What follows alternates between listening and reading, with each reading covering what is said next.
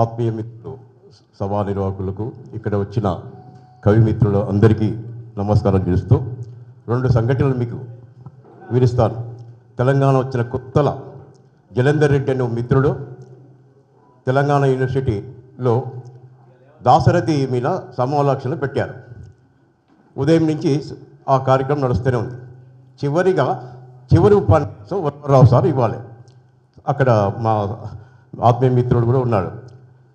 వరవరరావు లేచి దాశరథి గురించి అని మైక్ ఒక 70 ఏళ్ళ ముసలైన పంచగట్టుకుని లేచి, అరే ఓ కొడుక వాడు దేశద్రోహి వాన్పట్యం మాట్లాడిస్తాను రచ్చ చేసిండు. నేను అక్కడ ముందు నుండి జలంధర్ రెడ్డి పిలిచి, ఇది ప్రజాస్వామ్యం కాదు, ఇది తప్పుడు పద్ధతి, వరవరరావు ఇంకా మైకే తీసుకున్నాడు, ఇది కాదు, లేదు మేమన్నా బైకాట్ చేస్తాం, ఆయనను బైకాట్ చేస్తాం, ఫస్ట్ మేము అక్కడ ప్రొటెక్ట్ చేసినాము. చేస్తే జలజ్వాల ఉండని ఇది మనకు మామూలు అన్నాడు. అంటే మామూలు కాదు సార్, ఇది ఎక్కడ సిగ్నల్ పోతుందని. తెలంగాణ వచ్చిన కొత్తలో ఇది జలంధర్ రెడ్డి వచ్చిన సమావేశం దాశరథిలో. అయితే చర్చ జరిగిన తర్వాత అతని దగ్గర సార్ చెప్పించి బయటకు పంపించిండు. మీటింగ్ కంటిన్యూ అయింది. వివి సార్ మాట్లాడిండు. మళ్ళీ మధ్యలో వచ్చి మళ్ళీ ఒక 2 కుర్రవాళ్ళతోటి మళ్ళీ అల్లరి చేసిండు. మొత్తం మీద ఆ సభ అయిపోయింది. బయటకు వచ్చాం.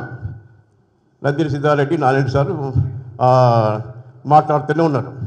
సార్ ఇంకా మేము ఇప్పుడు దాకా నాకు కొంచెం కంటి ప్రాబ్లం, నేను వనపర్తికి పోవాలి సార్ అంటే, జనజ్వాల నీవు ఆవేశంగా తగ్గలేదు అంటే, లేదు సార్ ఇది ఒక సిగ్నల్ మాత్రమే, రేపు జరగబోతున్న తెలంగాణలో జరగబోతున్న ఒక భయంకర దానికి అంటే సార్ ఒకటి నవ్వుకుంటే ఉన్నాడు, ఇది మనం ఎన్ని సూచన మనం ఎమర్జెన్సీని వ్యతిరేకించినాం, పేద ర్యాలీ చేసినాం, మీరు అన్నింటినీ ఇట్లా చూసుకుంటే మీకు ప్రోబ్లం వచ్చిందంటే అని సారు ఆశయంగా చెప్పిండు.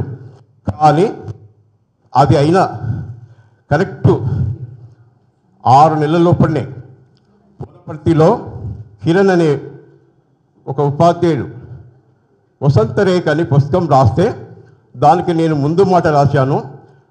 కాశీ మిత్రుడు కూడా ముందు మాట రాసిండు. ఇలాగే సభ నిర్వహిస్తున్నాము. జై శ్రీరామ్ అని కరెక్ట్ సభాధ్యక్షుడు నేనే. కాశీ మిత్రుల మైక్ తీసుకొని ఇప్పుడు మిత్రులారా అని మాట్లాడుతూనే ఉన్నాడు. దాదాపు 200 మంది ఇట్టనే హాల్ ఉంటుంది. లోపలికి వచ్చి జై శ్రీరామ్ అని బ్యానర్ తీసుకొని పుస్తకాలు తగలబెట్టి నానా విస్తవాలు చేశారు.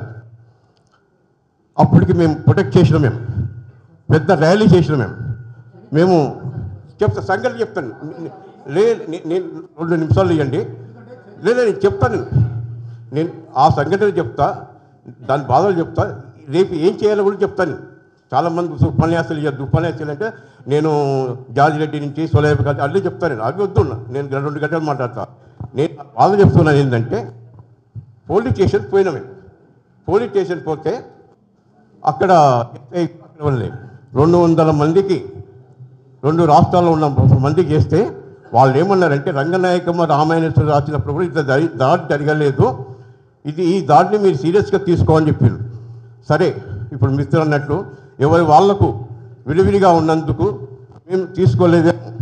అయితే 6 సంవత్సరాలు మేము కోర్టు చుట్టూ తిరిగి మొన్ననే ఆ కేసు అయిపోయింది. ఎట్టనో రాజీ ఏదో అయిపోయింది. తర్వాత నిన్నగాక మొన్న నిర్మల జరిగింది, ఇప్పుడు రంగారెడ్డి తీసుకుంది. అలా సంఘటన హెచ్చరిస్తుంది. నేనేమంటున్నానంటే, వేణుగోపాల్ వీడియో చూశాను నేను. అది స్పష్టంగా కనిపిస్తుంది. తెలంగాణలో వాళ్ళ రాజకీయ అధికారం కోసం పెద్ద ఎత్తున ఊహం నడుస్తుంది. ఇది అక్షరాల సత్యం. ఇది ఆర్ఎస్ఎస్ ఇక్కడ రేపు అంటే కేంద్రీకరించిండ్రు, ఇక్కడ రాజ్యాధికారం కోసం వాళ్ళు ప్రయత్నం చేస్తున్నారు. అందులోనే వేణుగోపాల్ మీద దాడి జరిగింది. అంటే ఇన్ని రోజులు జరుగుతున్న సంఘటనలు మేము సంఘటనలు జరిగినాయి. కానీ ఇది స్పష్టంగా ఉంది. నిజంగా ఒక ప్రాణ హాని కూడా ఉందని ఆయన చెప్పిండు. మనం అంతా ఊహించుకోవాల్సిందే. నేనేమంటున్నంటే, ఇప్పుడు సలహా చెప్తారు నాకు కలిసి, మనమంతా ఇప్పుడు మిత్రుడు చెప్పాడు, నిజంగా మనం ఇంతమంది ఉన్నాం, మళ్ళీ ఒక సభ పెట్టి ఒక పెద్ద ర్యాలీ చేసి, ఆ రోజు కాళోజీ నాయకత్వంలో వివి సారు మేమంతా కలిసి, జయప్రకాష్ నారాయణ కూడా ఉన్నాడు ఇక్కడ, ఆ రోజు మేము పెద్ద ర్యాలీ చేసినాం. ఇప్పుడు 1000 స్థాయి ఎమర్జెన్సీకి. మరి అటువంటి ర్యాలీ ఏమైనా చేయగలుగుతాం ఆ నల్ల బ్యాడ్జీలు పెట్టుకొని? ఇప్పుడే మిత్రుడు చెప్పినట్టు ఆయన 7వ ప్రజాస్వామ్యం అని అన్నాడు. ఆయనకు మెమరీ ఇస్తాం, గవర్నర్ కూడా ఇస్తాం, హైకోర్టులో కూడా రిట్ ఇస్తాం. ఇదల్లా ప్రజాస్వామ్యం చేయాలని ఆశిస్తూ మీరు ఎలాంటి కార్యాచర్య తీసుకుంటే కూడా కలిసి చేయడానికి నేను అంగీకరిస్తున్నాను. 69 నుంచి నేను తెలంగాణ ఈ సాహిత్యంలో ఉన్నాను, నా బాధని అర్థం చేసుకోగలనని.